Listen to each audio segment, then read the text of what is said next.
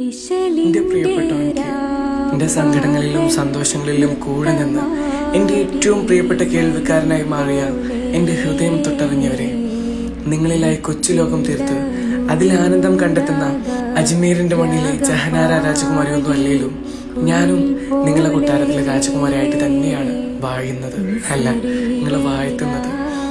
4 വർഷങ്ങൾക്ക് മുമ്പ് അപരിചിതരായി കടന്നു വന്ന അതിഥിക്ക് ലൈഫിൽ ഇത്രയും സ്ഥാനമുണ്ടെന്ന് ഞാൻ അറിഞ്ഞില്ല. ഞാൻ പറയാത്തത് തന്നെ നീ എന്നിൽ അറിഞ്ഞ് എൻ്റെ കാര്യങ്ങൾ ചെയ്യുമ്പോൾ ഞാൻ എന്ത് ഹാപ്പിയാണെന്നറിയാം.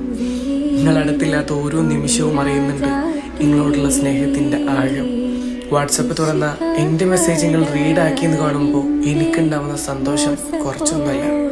ഓൺലൈനിൽ ഉണ്ടായിട്ടും മെസ്സേജ് നോക്കാതെ പോകുമ്പോൾ പൊള്ളിപ്പിടയുന്നൊരു മനസ്സുണ്ട് എനിക്ക്. എന്നാലും നിങ്ങളെ തിരക്കുകൾക്കിടയിലും എന്നെ തേടി വരുന്ന നിങ്ങളെ വിളികൾക്ക് എന്നും മായാചാലന ചെക്ക. അതുവരെ അടക്കി പിടിച്ച എൻ്റെ സങ്കടങ്ങൾക്ക് ഇന്നേറെ മാധുര്യമുള്ളത് നിങ്ങളെ കോളിനുള്ള കാത്തിരിപ്പിലാണ്. നിങ്ങളെ ഏറ്റവും വലിയ ക്വാളിറ്റി എന്താണെന്നറിയോ മനസ്സാ? നല്ലൊരു കേൾവിക്കാരനാണ് എന്നുള്ളതാണ്. എൻ്റെ ഏറ്റവും നല്ല മനസ്സ് സൂക്ഷിപ്പുകാരൻ. ഇൻഷാ അല്ലാഹ് ഇനി എന്നും അങ്ങനെ ആവട്ടെ. നിങ്ങളെനിക്ക് തന്ന പഠിച്ചോനെ 1000 സ്തുതി. നിങ്ങളെ പറഞ്ഞു തുടങ്ങിയ ഞാനല്ലാതാവും. എന്തായാലും ഹാപ്പി ബർത്ത്ഡേ കുഞ്ഞുട്ട എന്ന് നിങ്ങളെ സ്വന്തം നാഫിയ.